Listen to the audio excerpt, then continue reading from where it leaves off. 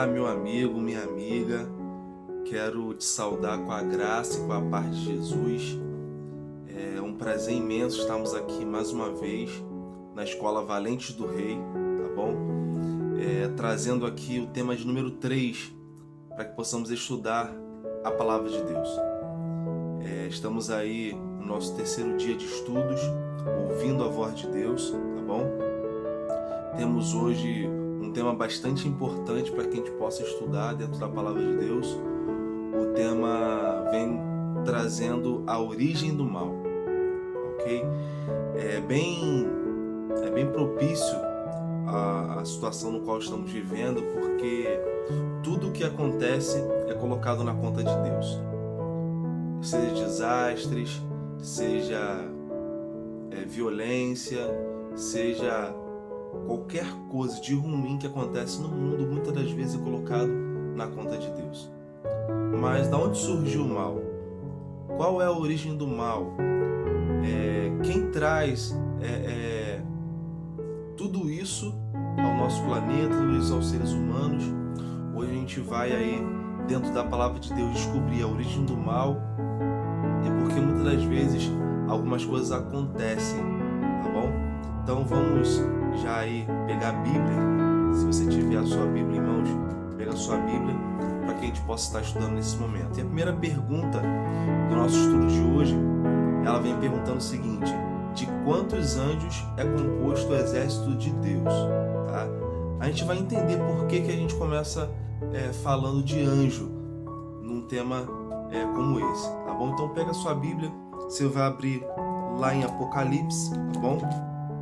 Apocalipse é o último livro da palavra de Deus, tá?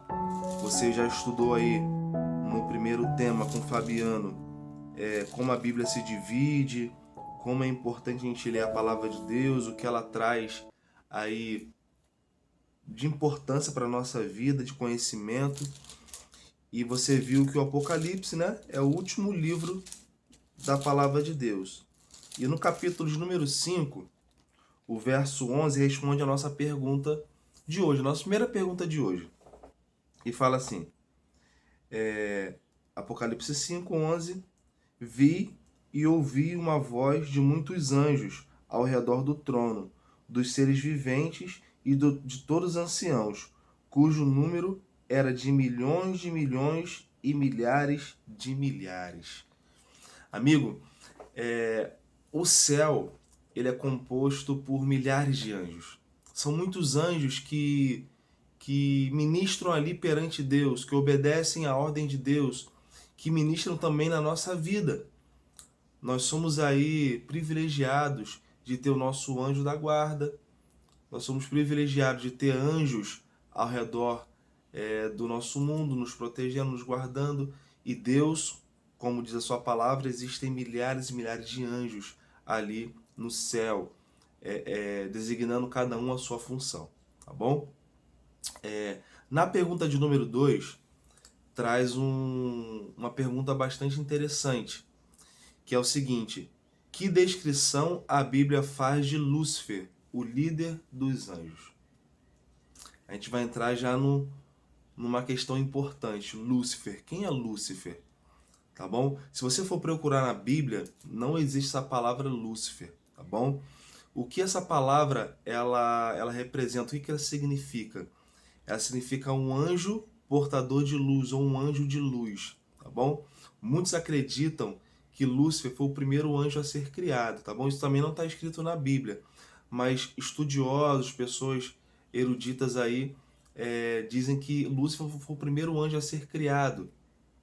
Por isso a perfeição dele, por isso essa luz que ele levava, claro, vinda de Deus, mas ele era um anjo bastante importante no céu, por isso ele era o líder dos anjos no céu, tá? Mas vamos abrir Ezequiel, olha, vamos ver o que a palavra de Deus fala desse anjo. Ezequiel tá lá no Antigo Testamento, tá? Ezequiel é um profeta maior, tá? Da palavra de Deus. Existem profetas maiores, profetas menores, tá? E Ezequiel é um profeta maior. E no capítulo de número 28, no verso 14, 15 e 17. Olha só o que a palavra de Deus fala pra gente. Acompanha comigo. Tu eras querubim da guarda, ungido, e te estabeleci. Permanecias no monte santo de Deus, no brilho das pedras andava. Verso 15. Perfeito era nos teus caminhos, desde o dia em que foste criado, até que se achou iniquidade em ti. 17. Elevou-se o teu coração por causa da tua formosura, corrompeste a tua sabedoria por causa do teu resplendor. Lancei-te por terra, diante dos reis te pus, para que te contemplem. Tá bom? Se você for ver o subtítulo aqui do contexto, você vai ver que era uma lamentação contra o rei Tiro, tá bom? Mas a palavra de Deus ela é bastante ampla, tá bom? E apesar de ser uma lamentação sendo falada para o rei Tiro, é uma profecia também, vamos colocar assim, uma identificação para Lúcifer, tá bom? Para o anjo que ministrava diretamente ao trono de Deus, tá ok? Um anjo que era um anjo querubim, era um anjo da guarda ungido, era um anjo que era perfeito quando foi criado, um anjo que andava nas pedras preciosas, um anjo que assistia no Monte Santo de Deus, até que o coração dele se elevou, por causa da sua formosura, por causa da beleza dele, por causa de todo o resplendor que ele tinha. A palavra de Deus diz que o coração dele se elevou, se elevou. Ele queria agora se engrandecer no céu. E nós sabemos muito bem que o único digno de exaltação, o único digno de ser glorificado, de ser exaltado, é o nosso Deus. E, infelizmente, esse anjo começou a se corromper, tá bom? Eu queria também que você pegasse Isaías capítulo número 14, tá bom? Isaías número 14, querido, do verso 12 ao verso 14 também, você vai ver que esse anjo, ele queria se assentar no trono de Deus.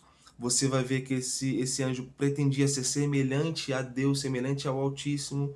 Ele queria ser adorado, tá bom? A gente não vai abrir aqui Isaías 14, mas você pode abrir depois com calma na sua casa. Mas ele, por elevar o seu coração, como Ezequiel falou, esse anjo agora queria ser adorado. Ele queria ser respeitado. Claro que todos nós devemos ser respeitados, mas ele queria ser enxergado, vamos colocar assim, semelhante a Deus ou igual a Deus. Tá bom? Vamos voltar lá para Apocalipse. Apocalipse capítulo 12. Você vai perceber que por causa de toda essa questão, por causa de todo esse sentimento que esse anjo colocou em seu coração, precisou existir algo no céu. E infelizmente, querido, olha só o que aconteceu. Apocalipse 12, do verso 7 ao verso 9, fala o seguinte: houve peleja no céu. Miguel e seus anjos pelejaram contra o dragão. Também pelejaram o dragão e seus anjos. Todavia, não prevaleceram, nem mais se achou no céu o lugar deles.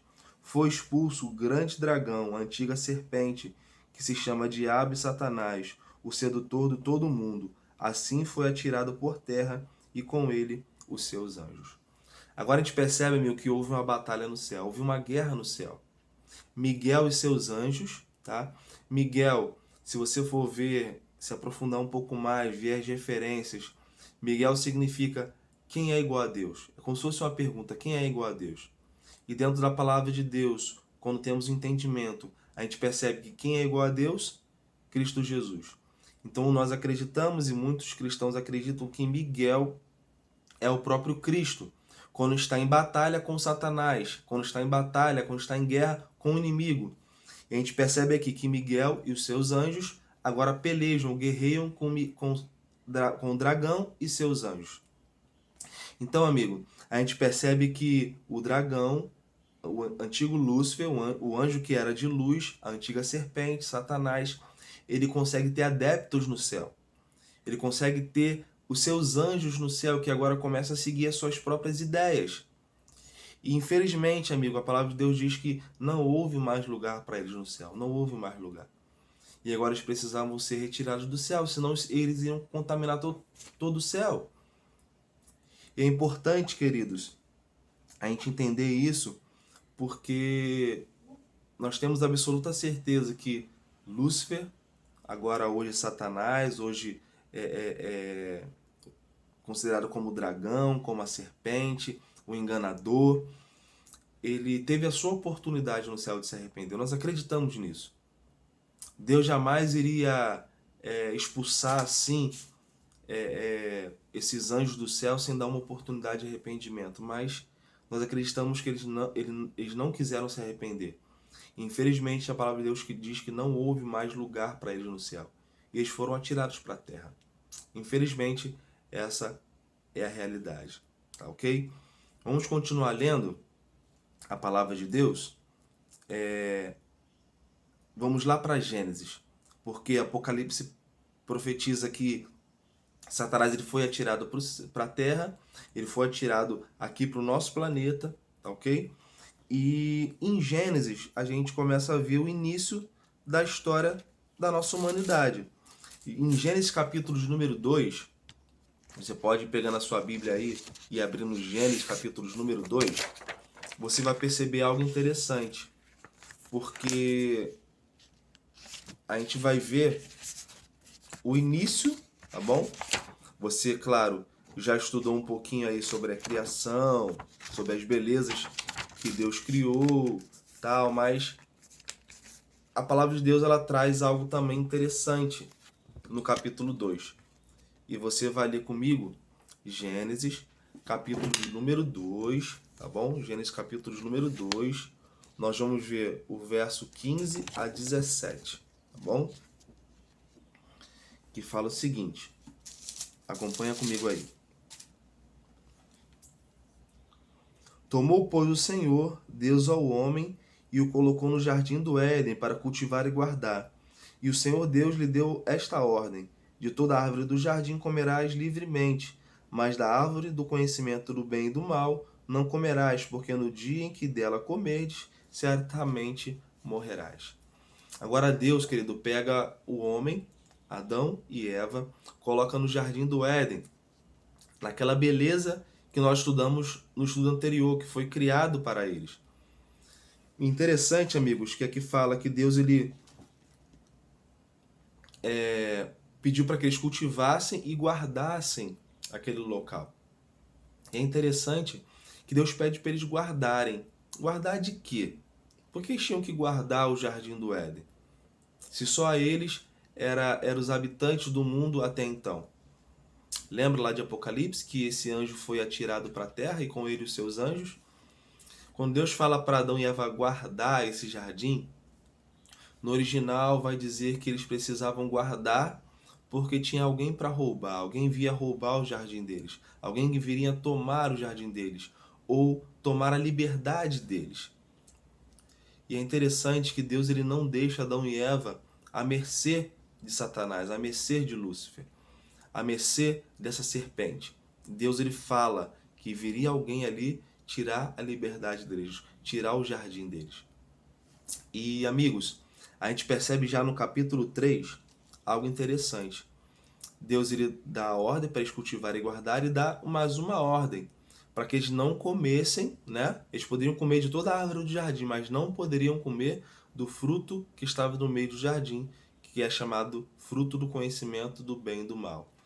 E a palavra de Deus nos fala assim, ó: mas a serpente, mais sagaz de todos os animais selváticos, Gênesis 3, a partir do verso 1, que o Senhor Deus tinha feito, disse à mulher: é assim que Deus disse: não comerás de toda a árvore do jardim? Respondeu-lhe a mulher: do fruto das árvores está do fruto das árvores do jardim podemos comer, mas do fruto da árvore que está no meio do jardim, disse Deus: dele não comereis, nem tocareis nele, para que não morrais. Então a serpente disse à mulher: é certo que não morrereis, porque Deus sabe que no dia em que dele comerdes, se vos abrirão os olhos, e como Deus sereis conhecedores do bem e do mal. Amigos, aqui a serpente sagaz começa agora a enganar Eva. E ela engana perfeitamente ali. Ela começa a lubridiar, começa a colocar dúvidas na cabeça de Eva. É assim que Deus disse? É certo que não morrereis? Ou faz uma afirmação, né? É certo que não morrereis. E sabe, amigos, Eva começa a ser enganada. E a serpente agora começa a colocar dúvidas no que Deus tinha colocado na cabeça deles. Essa é a artimanha de Satanás hoje também. Essa é a artimanha do inimigo a nós hoje também. O inimigo começa a colocar dúvidas na nossa mente sobre Deus. E a gente começa agora a se desviar, a gente começa agora a fugir do que Deus tinha como propósito para nossas vidas. E amigo, é importante a gente confiar e acreditar na palavra de Deus. Isso é bastante importante. Isso é fundamental e essencial para minha e para a tua vida. Sabe, amigo? No verso de número 15, a gente pega algo interessante, porque, infelizmente, Adão e Eva, se você for continuar lendo o contexto, eles comem dessa árvore que Deus tinha falado para não comer. Eles obedecem a Deus. Eles comem do fruto do conhecimento do bem e do mal. E agora eles são sujeitos à morte. O ser humano tinha sido criado perfeito, que não iria morrer, viver eternamente. Agora, pela sua desobediência, eles começam a ser sujeitos à morte. E Deus ele fala assim, no verso de número 15: porém, inimizade entre ti e a mulher, entre a tua descendência e o seu descendente. Este lhe ferirás a cabeça e tu lhe ferirás o calcanhar. Amigos, interessante que essas palavras foram ditas para a serpente, tá? A serpente que tinha sido ali pega por Satanás. Satanás agora se apodera da serpente, né? Tem ali o poder de se manifestar através da serpente. E Deus ele começa a falar para a serpente, para Satanás ali, que ele iria colocar inimizade entre Satanás e a mulher, entre a descendência da mulher e o seu descendente. E esse descendente nós acreditamos que é o próprio Cristo, que pisou a cabeça da serpente na cruz do Calvário. No próximo estudo, querido, você vai ver sobre o plano da salvação. E você vai perceber que na cruz do Calvário, Cristo pisou a cabeça da serpente, apesar de Cristo ter morrido, de ter sido ferido ao calcanhar, como é falado aqui. Foi ferido ao calcanhar, porque Jesus ele morreu sim, mas não foi uma morte para a eternidade, porque Cristo ressuscitou no terceiro dia, amém? E amigo, foi importante porque Deus morre, mas ele morre para salvar nós, os seres humanos. Ele pisa, ele derrota a serpente na cruz do Calvário. Amém, querido? Você vai perceber em Coríntios capítulo 11 e em Mateus capítulo 24 o quanto Satanás tem tentado enganar nós nos dias de hoje. Sabe, Satanás, você vai ver que em Coríntios, 2 Coríntios capítulo 11, verso 14, verso 15, Satanás tem poder de se transformar em anjo de luz. Os seus anjos têm poder de se transformar também em ministradores de luz. Amigos, hoje muitas pessoas têm sido enganadas por Satanás. Muitas pessoas têm sido enganadas pelo inimigo. E amigo, preste bem atenção no que Deus ele quer para a tua vida. Busque sempre a presença de Deus. Busque sempre a importância de estar estudando e buscando a palavra de Deus. Nós vamos ler o último texto em Efésios, capítulo número 6. Efésios está lá no Novo Testamento. Efésios, capítulo número 6, a partir do verso 10,